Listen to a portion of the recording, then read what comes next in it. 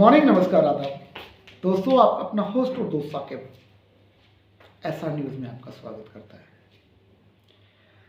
पूरी दुनिया के लिए वो लम्हा आ गया जिसका सभी को इंतज़ार था। लड़ाई से सारी दुनिया परेशान थी। मिडिल ईस्ट में ईरान, इजराइल व अमेरिका का जो युद्ध चल रहा था उससे सारी दुनिया में हाहाकार मचा हुआ था।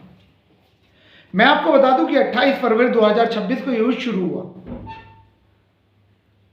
और इजरायली प्रधानमंत्री ने जो अमेरिकी राष्ट्रपति को बताया था कि ईरान के सुपर लीडर अयतुल्ला खामनी को मार दो, वहां का रिजीम चेंज हो जाएगा और मात्र 48 घंटे के अंदर अंदर ईरान के ऊपर पूर्ण नियंत्रण हमारा होगा।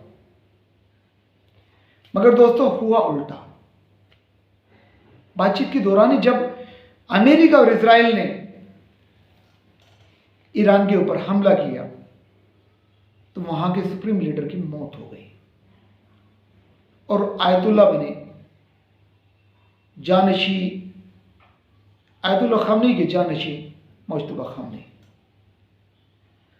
वो इतने आक्रामक निकले कि उनकी आक्रामकता से इजराइल, अमेरिका परेशान हो गया।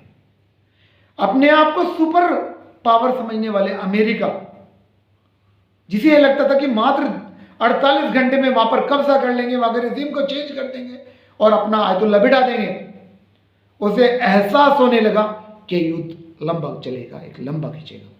खैर, दोनों तरफ से काफी नुकसान हुआ। आज हम बात करेंगे मात्र 72 घंटे की। पिछले 72 घंटे में क्या हुआ। अमेरिकी राष्ट्रपति को यह एहसास था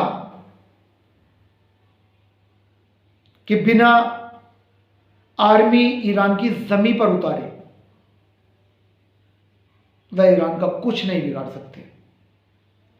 उन्होंने साफ तौर से एक चाल चली।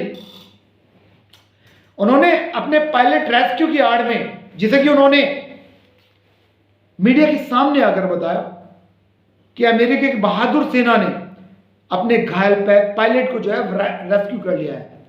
वे अपने सैनिक को कभी भी पीछे नहीं छोड़ते, जिंदा या मुर्दा अपने साथ लेके आते हैं। लेकिन वहीं के ex military officer Larry Johnson ने उनके इस बयान पर पानी फेर दिया। उन्होंने कहा यह रेस्क्यू ऑपरेशन नहीं था, यह नतांज न्यूक्लियर फैसिलिटीज पर ग्राउंड ऑपरेशन था, जिससे सारी दुनिया की आंखें खुली रह गई। दोस्तों, इससे अमेरिका को काफी नुकसान हुआ। उसके 12 विमान, 5 कमांडर वहां पे ढेर हो गए। मैं आपको बता दूं, उसमें F-15, C-130S, आपके ब्लैक होक, बेबी बर्ड्स, A-10 वार्थोन, ये सभी विमान जो है वहां पे नष्ट हो गए। इनका अगर अनुमान लगाए, आर्थिक अनुमान, तो लगभग $40 मिलियन का नुकसान अमेरिका को यहां हुआ। हम ऐसे नुकसान की तो बात ही नहीं कर रहे हैं। इस युद्ध से अमेरिका को लगभग 1.25 से 1.5 लाख करोड़ रुपए का नुकसान अब तक हो चुका है।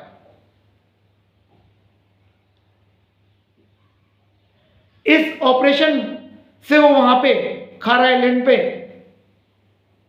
कब्जा करना चाहता था, वहां पे अपने पैर जमाकर स्ट्रेट ऑफ हॉर्मुज को खुलवाना चाहता था।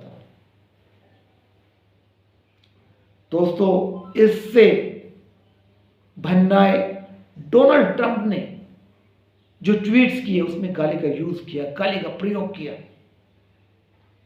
जैसे गली के गुंडे गाली का यूज करते हैं, गाली का प्रयोग करते हैं, वो महाशक्ति के राष्ट्रपति हैं। उन्हें समझना चाहिए कि उन्हें पूरी दुनिया के साथ किस तरीके का व्यवहार रखना चाहिए, उनका बिहेवियर किस तरीके का होना चाहिए। लेकिन उन्होंने गाली का यूज किया और खुलेआम ऐलान कर दिया कि एक रात के अंदर अंदर ईरान को स्टोन एज में भेज देंगे, उनके पब्लिक इंफ्रास्ट्रक्चर को तबाह कर देंगे, चाहे वो रेलवे ट्रैक हो, ब्रिजेस हो, चाहे वहां की बिजली हो, ऑयल गैस रिफाइनरी हो, सब खत्म कर देंगे। और डेडलाइन खत्म होने से पहले कुछ उन्होंने किया भी ऐसे।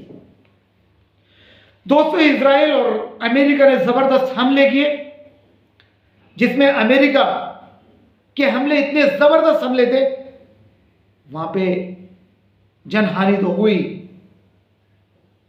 2 लोगों के मारे जाने की जानकारी सामने आई है। इतना ही नहीं, 1-2 शहर में बिल्कुल अंधेरा छा गया है, ब्रिजेस तबाह हुए हैं, रेलवे ट्रैक तबाह हुए हैं। लेकिन इस बार कमजोर समझे जाने वाले ईरान ने देर नहीं की और मात्र कुछ ही लम्हों में उसने जो अपने मिसाइलों की वेव्स, चाहे वो अमेरिकी सहयोगी गल्फ कंट्रीज के देश हो चाहे इसराइल हो, वो हमला इतना भयंकर था कि वहां पे हाहाकार मच गया। डोनाल्ड ट्रंप और नेतन्याहू सन गए। दोस्तों, इस सीज फायर के लिए पूरी दुनिया चाहती है कि सीज फायर हो जाए, लेकिन जब ट्रंप झुका नहीं, ट्रंप से ईरान झुका नहीं,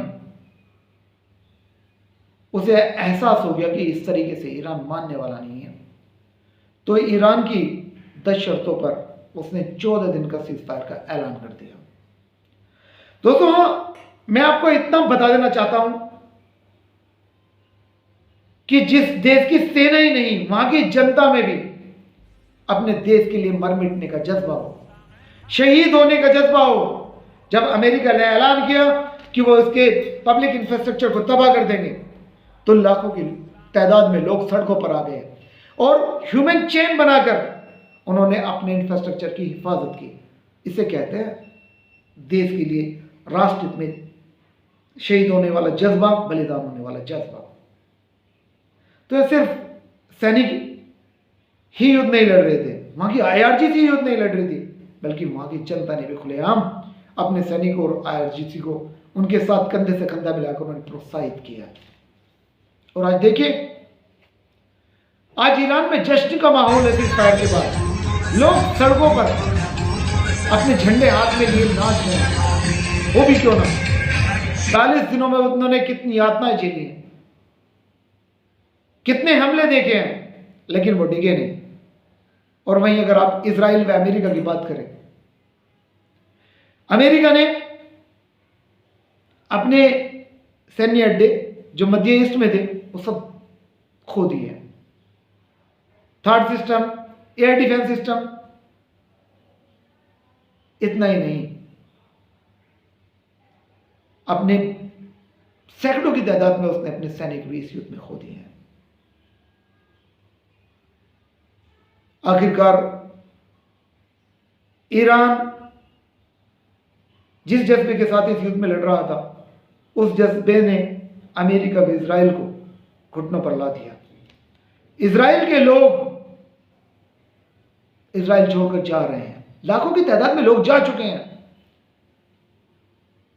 काफी लोग मारे जा चुके हैं, काफी लोग बंकर्स में हैं। और आलम तो यह है कि वहां की जनता सड़कों पर जो है बेंजामिन नेतन्याहू के खिलाफ प्रदर्शन कर रही है। उनका साफ कहना है कि युद्ध नेतन्याहू अपना पॉलिटिकल कैरियर बचाने के लिए कर रहे हैं। दोस्तों, जो भी हो, पूरी दुनिया के लिए खुशी की लहर है कि सीज फायर हो चुका है। 14 दिन का सीज फायर हो चुका है।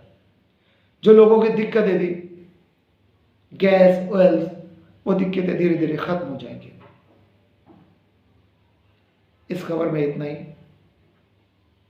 आप लोगों से रिक्वेस्ट है कि मेरे चैनल को लाइक कीजिए, सब्सक्राइब कीजिए। धन्यवाद।